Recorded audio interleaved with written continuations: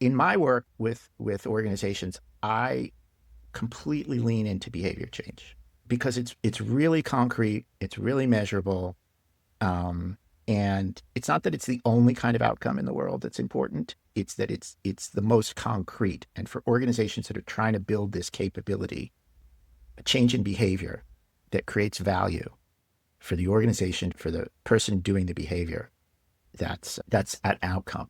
And in fact, the shorthand that I use in my work for that, it's a valuable change in human behavior that creates results for the organization. In other words, who Mm. does what by how much? It's a measurable change. Who does what by how much? And so that's why we call the book "Who Does What by How Much."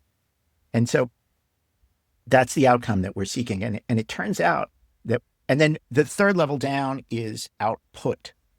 Mm. So the stuff we make, right? So we make a product, people do a thing with it.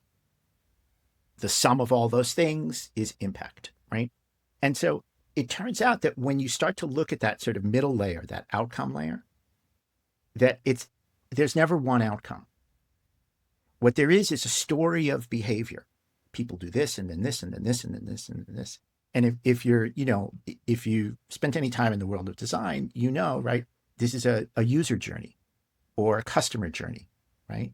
Where there's a series of behaviors, and some of them are kind of incidental connecting tissue, and some of them are really critical behaviors, right?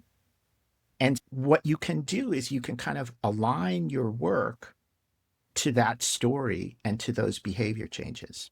And you can break them down quite small. So